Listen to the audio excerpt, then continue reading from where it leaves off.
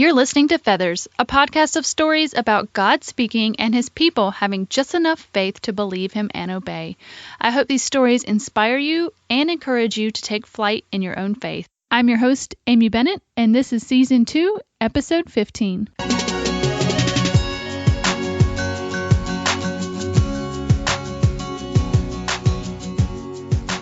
Hey guys, and welcome to this week's episode of Feathers. I'm so glad you're here. This episode is releasing a Thanksgiving week, but no matter when you're listening, I want to tell you that I am so thankful for this podcast and so thankful for you guys on the other side of this microphone for listening. I launched a survey this past week about the first 2 seasons of the podcast, and I thought I might read a few of them. I asked about your favorite part of Feathers and what it's meant to you. One person said, making connections to stories that appear to have no relevance to me in my life, yet I hear something that I can actually apply to my faith walk. Somebody else said, each episode is timely and speaks to me in specific ways. And another person said, I take notes during each episode and have gone back to them several times. And so I'm so thankful that God is really in the midst of this, and you can see that his Holy Spirit is at work and speaking to each of you in your own journey. And I'm so thankful for that. Also, you guys asked for a podcast player with all the episodes listed in one place on the site. So if you go to featherspodcast.com, you can see that now, and hopefully that will help some of you that maybe need to catch up but don't use a smartphone or iTunes account where it's all listed together. And it's not too late to go take that survey if you didn't catch it on Facebook or Twitter.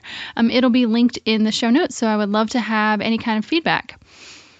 So today we have a wonderful guest, Elizabeth Maxon. We were introduced at Illum this year, and I'm so glad.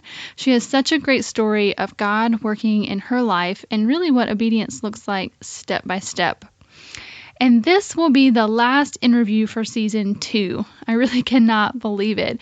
So I'm actually still praying about how to close the season out. At the end of Season 1, I did a flying lessons episode, so not sure if I will be doing that or not, but we will see. So, but we're not done yet. I think there's going to be one more episode to close us out, and then we'll be taking a break for the Christmas holiday and coming back in January, and I will have a date for you. So if you are not signed up for the email where you can get updates, or on my Facebook page / Amy J. Bennett page on Facebook, to like it there, and I try to put all the updates there. So with all of that said, I want to move on to my conversation for this week with Elizabeth Maxon.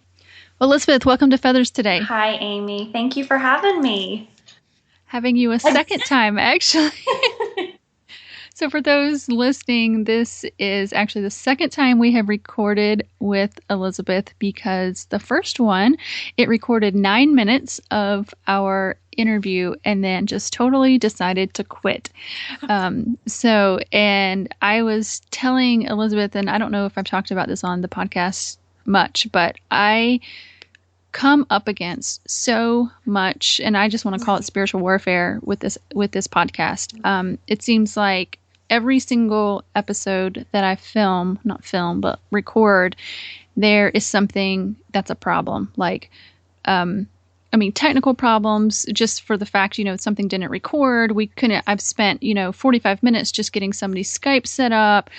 My favorite one is actually when there was one time I was going to record and my husband's keyboard on his laptop just totally quit working. And then it started back as soon as I had recorded on my laptop. So, just really freaky stuff like that. So anyway, I'm glad to have you back. Well, I'm glad to be back. I think it's funny that the only part that we actually got was that very exciting conversation we had about Clemson football. And then all the rest of the good stuff was gone. So, yeah, I don't think that was by coincidence. Okay, so why don't we, since I'm delaying it a little bit, tell everyone about yourself and your family, and you can certainly tell us about your Clemson fandom. Yeah, it's hard for me to talk about myself without talking about Clemson, I guess. But yeah, so I'm married to my husband, Joey. We've been married for 11 years, and we are both big Clemson people. We both graduated from Clemson. Although we didn't meet at Clemson, we actually lived in the same apartment building for a year, never met. actually ended up meeting out in Arizona, which is so crazy, That's weird. after we had both graduated. So, but we always had that common connection to Clemson, which was really cool. So yeah, so Joey and I have been married for 11 years, and we have 2 kids. We have Lucy, who is 7, and Oliver, who just turned 6. So they're 18 months apart, which, as you know, is very fun and also very crazy. And they're the best of friends and the worst of enemies all at once. So I've got 2 like that. Yes, I know you completely understand that. I think the first 2 years of Oliver's life, we thought, what have we done? We have 2 babies. This is crazy. But now it's fun. They just have so much fun together. So yeah, so we actually, and this is part of my story that I think we'll probably get to in a little while, but we actually live in Clemson, and that's a new thing for us. We just moved back this past year, which is part of my story. So yeah, people always ask us, oh my goodness, do you just try to get out of town when it's football weekend because it's so crazy? And we're like, no, we love it. We live right by the stadium and we go to all the games. So we love being right in the middle of all of that. Yes, and it's kind of funny, my perspective of this, and we talked about this before, but that my husband's a highway patrolman in South Carolina, which means that every year he has to go to a few of the games and work the traffic on the outside of the game. Yes. So it is like, we're not big sports fans in our house, and so Clemson game is just like a bad word around here, because that means that he's gone from like 4 a.m. till like 2 a.m. the next day, because he's gone, for the get all the tailgating you guys that are doing, get everybody set up, and then getting everybody out of the game. So it's a big job. I thought about him. I'm looking at all the guys that are out there thinking, I know he's one of them out there. Yep. Actually, I had a friend text me from the game last weekend, and she's like, I just saw your husband out in the middle of the road. I was like, yep. Listen, we appreciate them so much. Things would be mass chaos without them, for sure. Yeah. Well, I feel like I've just got to get down there at some point. We talked about it, but I've got to get down there so I can appreciate, the whole deal. Yes, we will get you here. We will get you here. All right. Well, let's go ahead and talk about your story, because I do love it. And because your story really centers around obedience to God, but what happens when God calls you into basically like a gray fog, like you don't know what's next. And so it's really scary, but he's doing it, and you just have to step out and really just lean on your faith in him to know that he's going to guide you for the next step. So I would love for you to kind of walk us back to the beginning of your story and walk us through what happened. Absolutely. And I just want to say kind of up front too, it's interesting, when we recorded last time was before what happened in Paris had happened. And even though I know it doesn't seem like it necessarily ties into my story exactly, I feel like it really does. And I feel like in light of what happened there with the attacks in Paris, I feel like what God has done in my story and what I'm learning and what he's calling me to is even more important in light of just what's going on in the world. I think for me, it's a message that I mean, if I could stand up on the rooftops and shout this message to people, I would, because I think a lot of us, in light of what happened, are wondering, what is our response to this? What can we do? This is this huge, unbelievable crisis that's happened, and people are feeling anger and fear and sadness and all these things. And what do we do with that? And honestly, my answer would be kind of what we're going to talk about today. That's what you do. And it's really all about surrender and just putting yourself in a position to hear from God of where he is calling you to personally. I think we get so hung up on the big picture and all of that, but he is calling us to something very specific. So I love that, because, first of all, it just confirms why our interview was not recorded last time. Even when it feels like mistakes, God has his hand on it. Mm-hmm. But and that's why I don't make too big of a deal about what I see as issues and blocks for the podcast, because I know God is using those absolutely to get the word out at the right time. Yes. And so this is definitely an instance of that. And I just love that you brought that up, because it is something that I know Christians are everybody's just struggling through, but Christians in particular, because you just really fight this whole, we want to be loving, but is it not loving to not take care of the people around us? And I think that's the real fight. And there is so much fear that we need to overcome. And but also I know that God calls us to hard things. So, I mean, that's a whole other probably podcast episode. But yeah, I'm glad you're going to be able to tie that in. Yeah, no, I would love for us to think about things in light of that. And I actually published a post. I sat there. I usually don't watch the news, but I just couldn't pull away from it over the weekend. And so my response always when I have trouble processing things is that I write. And so I realized the reason that I'd been sitting there in front of the TV for so long was that I was just waiting for, what do I do?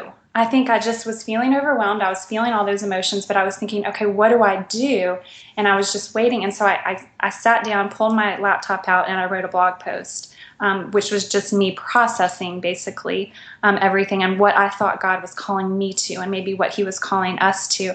And I was blown away at the response I got from that post, just of so many other people wrestling with the same things.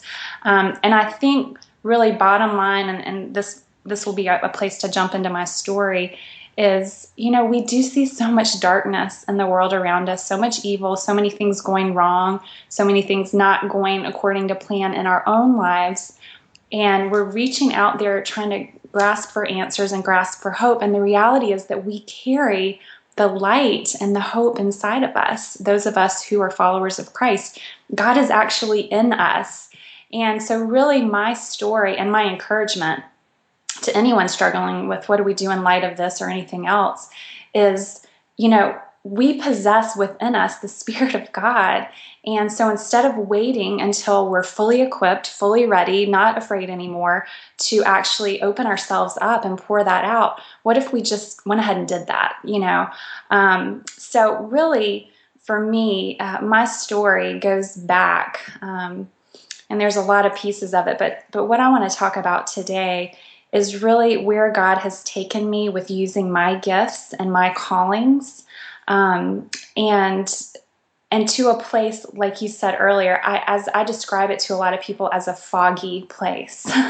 And at first I was very uncomfortable with God calling me into places where I couldn't see where this road was leading. I could only see the next step in front of me, and I was afraid to take it because I wanted to see what was up ahead. And what I'm learning is that it's actually okay to live in that foggy place, because whenever we're surrounded with fog, it takes away a lot of the distractions. It takes away a lot of the things that take our attention away from what's right in front of us. And so that's one thing I would say too, is that just doing what is right in front of us and what is God is calling us to right in front of us is huge. It's huge. The implications are huge. So really, this process for me started a little over a year ago when I was working in the church, had been working in the church for a long time. But my husband and I were just really wrestling with feeling like this almost discontentment, just feeling like there was not a lot of margin in our lives. And I know a lot of people can relate to that. I know you can relate to that. There's just a lot vying for our attention.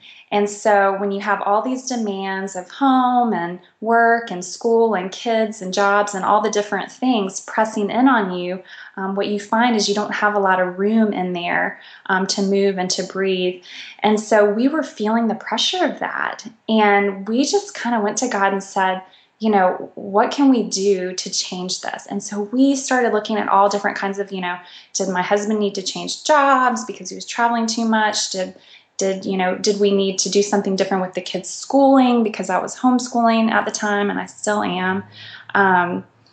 The one thing, I know you and I joked about this last time, the one thing that I had already totally taken off my plate that I didn't have to worry about was housekeeping, much to my husband's dismay. That's always my first thing I cut out. Like, okay, we just won't worry about the vacuum and the sweeping and the cleaning up this week, Because the reality is something always has to go, right, when we're prioritizing things. And for me, housekeeping is usually the first one to go. It's first on my list too. Oh, good. See, I knew we were kindred spirits. So During that season, my pastor at our church asked me, I was doing some teaching on Sunday mornings at our church, which again was kind of a first step of God calling me to something that I didn't feel equipped for. I haven't been to seminary. I didn't feel prepared for that. But yet I knew he was calling me to it. I knew he would equip me. So I was kind of into that season of him using me in that way, even though I started out really reluctantly taking that step. And my pastor and friend, Chris, asked me to preach a message in a series called How to Grow Your Faith on spiritual disciplines. And I thought I looked at him like he had three heads. Like, are you crazy? Because, this is an important message that probably someone who's been to seminary should teach, and probably, somebody that's just a little bit more prepared and equipped than I am. And he said, no. This is the one for you. So I got busy preparing for that message, and oh my goodness, God just did a work in me personally in that process in preparing for that message. And I think it's probably one of the messages that I've been the most excited to share when I finally got to that point. And one of the things that I did in my research was I started reading a lot from a man named Dallas Willard, who, if you haven't heard of him, check him out. Some great books, Spirit of the Disciplines, The Allure of Gentleness. We'll get some of those resources out for your listeners. But one of the things that reading Dallas Willard led me to was a book by John Ortberg called Soul Keeping. And I think that was on my top 10 list from last year. Oh my goodness, so many good nuggets out of that book. And as you know from reading it, a lot of the book comes from his time with Dallas Willard. And so it's like you get this little window into his life and his time with him. And so one of the things that he asked Dallas Willard was, as far as your soul and what is good for your soul, what is the one thing that you would want to say to people that is most important? And the thing that he said just like punched me in the chest when I read it.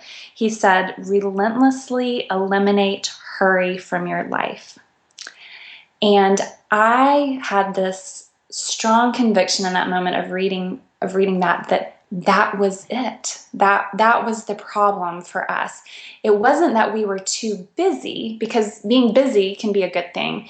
It was that the pace and the hurry and this constant feeling of something like nipping at our heels almost, was just consuming us and taking us over. And I think we talked about this last time.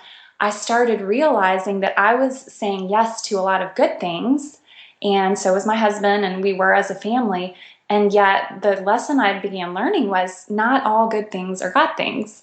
So just because something's good doesn't mean that God's calling you to it. He may be wanting it to be available for someone else. So we kind of began this process of really filtering everything through some time with God and saying, God, is this really what you're calling us to? And in that process, one of the things that I realized was if I want to hear from God, if I want him to give me some direction and lead me on specifically day in and day out, this is what I want you to say yes to, Elizabeth, I've got to give him some room to tell me those things, right? So part of that was I had to prioritize my time with him. And I know we talk about it all the time, and we talk about having quiet time, and sometimes I think it's just, we don't even really listen to that anymore. Yeah, we know. But in my preparation and studying spiritual disciplines, in my reading from Dallas Willard and this idea of eliminating hurry, I realized, no, seriously, I have got to prioritize and carve out some time, not every week, not every month, but every day, that I can actually position myself to hear from God, and so he can give me some direction. And even though my schedule seemed like it was filled, there was no more space in my schedule, I had to find a space for that. And so that's what Joey and I started doing, was just trying to really carve out this time so we could really hear from God. And I think I told you, Experiencing God is another great resource that I was reading at the time that really helped me to just kind of get in that position. But what happened in that season was I really did start hearing from God. And of course, those of us who are in this practice and this discipline of praying and giving room for God to speak to us, we know that it's not an everyday thing that we hear this very clear revelation from God. But at some point, we start seeing these threads, we start seeing these connections, and these themes start coming together, and we can see how God's directing us. And so that began happening for me. And what God was saying to me at that time last year was, I want you to quit your job. And this seemed crazy to me because of all the things I thought about eliminating from our schedule, from our lives, the things that we thought about changing. That was not one of them. Because I worked for the church. I loved my job. I felt like I was really having an impact there. I felt like I had finally found my sweet spot there. I loved the people that I worked with and the community that we were building. And I thought, I've got to be hearing wrong about this. I don't know if you've ever felt that, like, okay, I must be hearing this wrong from you. Mm-hmm. Yep. So I just committed to praying about it. And I remember having a conversation with my friend Renee one night. And I always say, I feel like God gives me these holy highlighter moments where it's like I have a conversation and there's something that it's like he took this highlighter and highlighted, and I just keep coming back to it over and over and over again. And this was one of those times. I was explaining to Renee kind of my dilemma and what I was, faced with. And she said to me, Elizabeth, what do you think requires more faith of you right now? And she doesn't even remember saying it, which is, I think, a lot of times how the Holy Spirit works, just works through us, and we don't even realize what he's doing.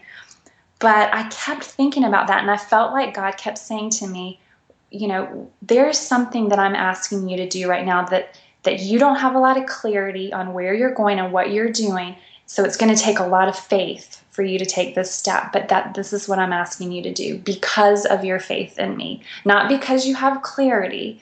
And this was the beginning of me understanding how to trust without clarity. And I use that phrase over and over again, trust without clarity, because God calls us into places a lot of times that aren't completely clear. But if we say we trust him, then we take that step. So I went to God over the next couple weeks. My husband and I had a weekend away for our anniversary, and I just committed some time to really praying about this, talking to my husband about it, filtering it really through God's word and his truth, and all arrows pointed to resigning from my job. So even though I didn't want to, I'm being completely honest and saying I did not want to do it. So much of my identity was tied up in that job, and so much of my purpose. And so I didn't want to do it. I didn't understand why I was doing it. All I knew was that God was asking me to do it. And if I say I surrender my life to him, then that means being obedient in these things. And so I did. So I scheduled a meeting with our pastors, and I cried through the whole meeting, which came as no surprise to them. They know I'm a crier. But I told them, I just really believe this is what God's calling me to. And in his goodness and abundance and faithfulness, God just, they affirmed me in that. And I still get emotional thinking about when I was finished talking and blabbering and crying, the first thing that my pastor said to me was, I affirm you. And they talked about how, this may be coming as more of a surprise to me than to them, because they had seen some of the things that God was doing in my life and how he was moving me. And so it was very affirming, but at the same time, still not a lot of clarity of where I was going from there. And so all I knew was that God was calling me into a season of focusing more on my writing and focusing more on him, and really carving out that time that I desired and that he desired for me, of positioning myself to hear from him. So that was the season I stepped into. And the crazy thing is what God has done as a result of that for me personally and for our family, because within weeks of me resigning from that job, we found out my husband ended up getting a job at Southern Wesleyan University, which is right by Clemson, which is where we had been dreaming of moving back to for so long. And honestly, we thought it wasn't an option. We thought there's no way that we could ever make that work. And yet all along, God had that in his plan. And so once I'd surrendered and walked away from my job, then he just opened up this other door for Joey. And it's just crazy because it usually goes the other way, yes. right? You get a job and then you need to move and quit your job. And yes, that makes so much more sense, right? Like, let's be practical, you know? And I want to be careful not to say to people, you know, just go out and, you know, recklessly like quit your job and just. But I think when things line up, I think when we are committed to that time and positioning ourselves to hear from God, and we see those little threads in all different places, then I do think in faith we step out, and then, you know, these doors open that we didn't even know were possibilities. I think that was the crazy thing for us, was like the way it worked out, it wasn't even a possibility. We couldn't have ever dreamed it up because we didn't know what it would look like. You know, only God did. So he got the job, and so here we find ourselves actually, not only are we moving back to a place where I grew up, where that's really special to both of us, that we had always dreamed about raising our children here. So we're moving back there, and all of a sudden, God's creating more space for us and more what we call breathing room, because Joey's job is much less travel. He's home much more. He lives, you know, much closer to the house, so he can come home for lunch. And so our life has totally, all that we had been dreaming of for our life, God had for us, but in a way that we weren't expecting. But it started with that step of obedience. And then the crazy thing to me is, on top of providing that for us, I think one of my greatest fears in stepping away from my job was that was the place where I felt like God was really using me. And I felt like I was really having an influence and having an impact. And I was afraid, how will I do that if I step away from that? And because it's so important to me that God used me. And the crazy thing to me is to look now and to see over the past year the ways that God has used me. I would say that my influence and my effectiveness has grown exponentially in the past year. And that is with me, you know, it's so counterintuitive, right? That was me actually stepping back and cutting back and kind of, you know, I felt like God saying to me, I want you to laser focus in on my purposes for you. And not just you saying yes to everything, again, that you think is a good thing, but I want you to laser focus, and I'm going to make you effective, so effective in those things. And he's done that. I mean, I think we talked about this before, but literally the night before my last day of work at my job in Charlotte, a friend called me, who we've been friends for a long time, but, you know, we'll go months at a time without talking, my friend Emily. And she's a singer-songwriter, and God had just put on her heart, and it was so crazy because I had her in mind for months, but I didn't know what it was God wanted me to connect with her about. And so I had just waited, and she called me. She didn't know anything about me quitting my job. She called me the night before my last day of work, and she said, do you have some time to talk? And what came of that conversation was God creating something. We did something called the Breathing Room, which was an event that we did in Charlotte earlier this year, and had about 100 women to come, and just amazing things happened through that, through another event that we did together, and just this amazing partnership that she and I have been able to develop and just support and encourage each other in our different areas of ministry. But, you know, things like that, things like my writing, how I've been able to, God's grown my reach with my writing. We've recently gotten connected at a church that we love here in South Carolina, and God has just opened doors there to allow me to be utilized there.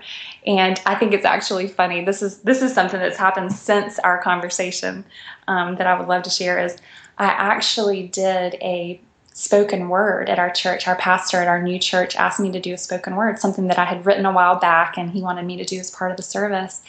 And it was really powerful, the way that we collaborated together to do it.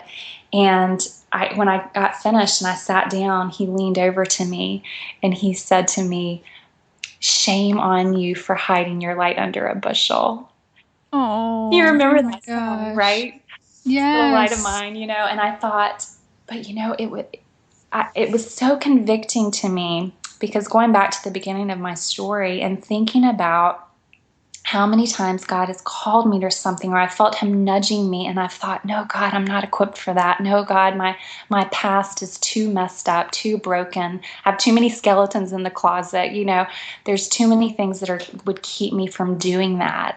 And in all those times, that's me hiding my light under a bushel, you know. Mm. And his, And I have to just share a little yes, bit about this. So, for the listeners that don't know, you and I got hooked up by a friend that I have at church, and she attended the breathing room that yes, you yes. did. And since then, she actually attended with another girl that goes to our church. And I just read on her blog yesterday that her and her family are planning to adopt, and that breathing room Mm. was a huge step in God confirming them to adopt. So Oh, that's even another step that God's just confirming you did the right thing. amazing. Now you're making me cry. Oh. Well, it's just amazing to me that when you really step out, like, it's not just one thing, that God just really ties so many strings together, even with just one step of obedience. Absolutely, absolutely. And it goes on. I mean, it tells, when we talk about God and we follow God, it just affects for generations, not even born yet. And Absolutely. yeah. Absolutely.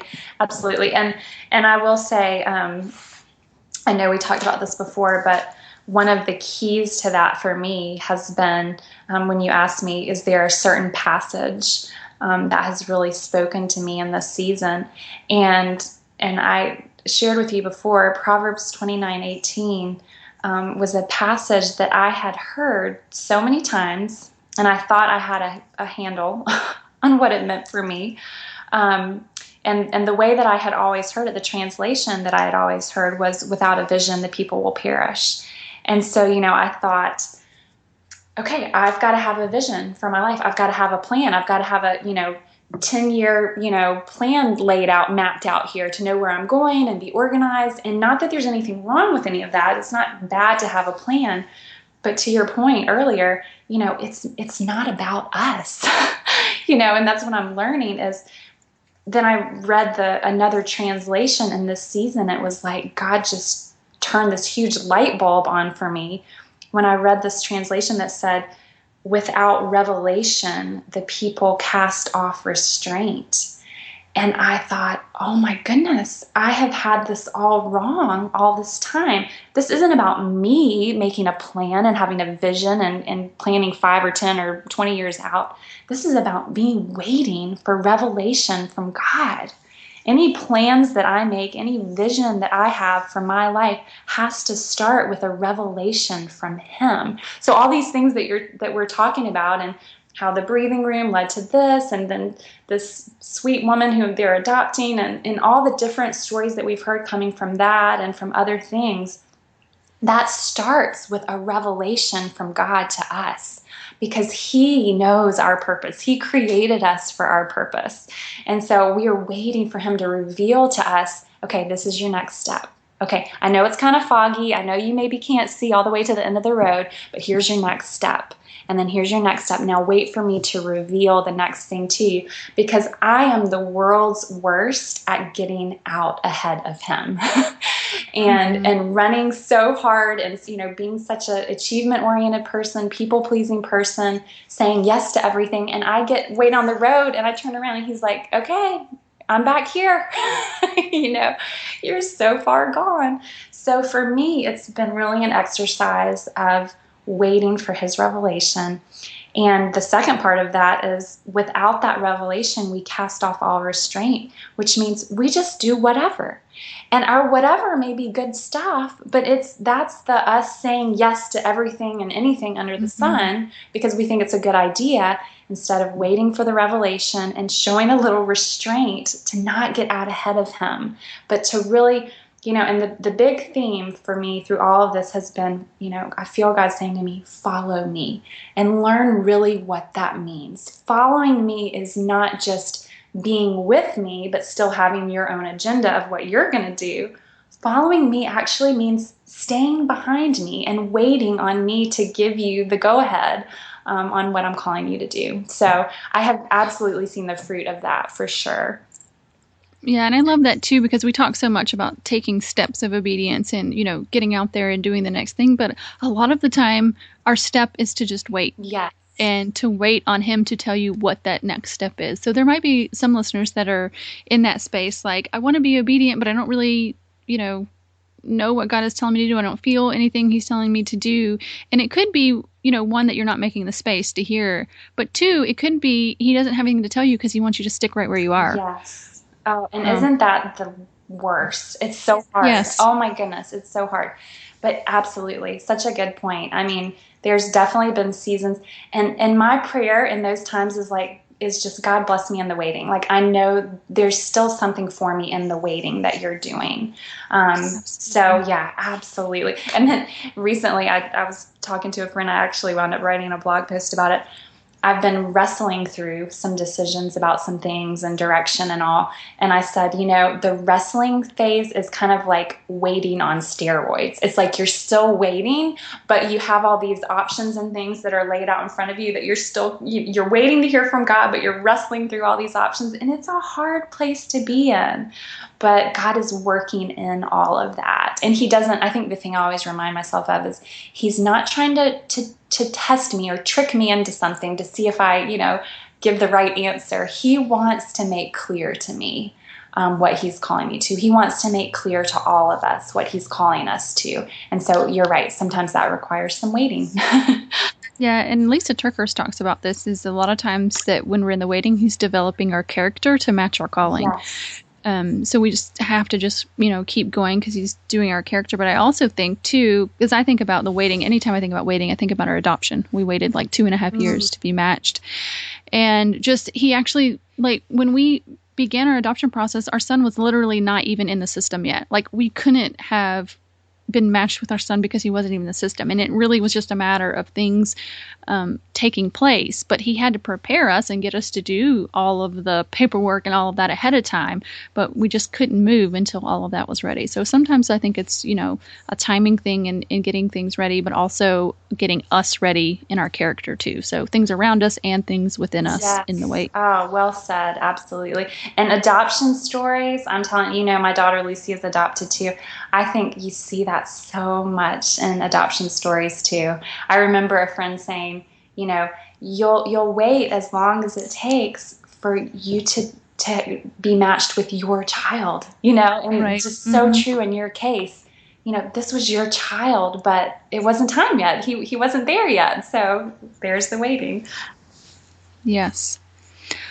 Okay. Well, that was so good. Elizabeth, thank you for sharing again. Absolutely. I've had the pleasure of hearing it twice, and it's just, it's so good, and I'm glad to share it with people because you definitely have, made that space and seen the fruit of that. So yeah, exactly. Yeah, space. Oh my goodness, absolutely. Yeah, I think we said last time. My husband and I joke. So empty is the new full. So instead of filling up our schedules and our minds and everything, if we can just empty. If we can just empty out so that God can fill us back up. When I'm so full of myself and my own plans, there's no room for him. So yeah, thank you for just shining light on the importance of that truth and living it out in your own life too. I just, when you talked earlier about the opposition and things that you've run into with the podcast, I think of how faithful you have been to carve out, to make space to do what God's calling you to in this season, even when it's not easy. So thank you for letting me be a little part of that. Mm-hmm. My pleasure. as Chick-fil-A says. Every time I say my pleasure, I think I'm Chick-fil-A. Oh, it's so funny. All right. So thanks so much again. And if people want to connect with you online, how can they do that? Absolutely. Yes. I invite you to come over to my blog. It's www.mywordsandwonder.com. And I love connecting with people on Instagram too. I think that's just a great place, kind of surprising place that I've found for connecting with people. So I'm at Elizabeth Maxon on Instagram. So yeah, I would love to connect with you there for sure. All right. Well, thanks again. Thanks, Amy. Well, guys, I hope you enjoyed that interview with Elizabeth. I know there's two things that I really think about when I think about our conversation. First is that often how we think that our gifts are going to be used in one way, and yet God redirects us to something totally different. And how she really thought that because she had been working in the church, that of course that was where God wanted her and to use her gifts, and yet God was asking to redirect her in another direction and to see how he has increased her influence with the people around her, being able to do the breathing room and her speaking and writing and all of that, to see that God has all those plans, but she really had to step out in faith to be able to do that. And that's the second thing I really take from her, is just how she was able to take that leap and quit her job without knowing what was happening. I mean, it really was just like jumping off a cliff and not knowing how she was going to be caught. And that's really scary. I mean, if you really put yourself in that position to think, I'm going to quit my job and I have no idea why, except I think God's telling me to. I mean, that's massive amounts of faith. And just to see how he has really used that, for their move and for the time that he's doing other things with her. So it's just amazing how God really directs us, but he asks us to trust him. He really asks us to trust him. He's not going to lay every single detail out for us.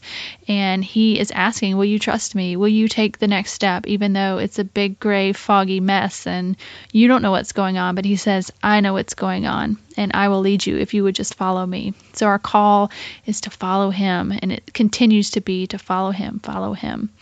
So I hope that really encourages you, whatever decision that you are needing to make, that you would just trust that he has the plans and you don't have to figure out the details.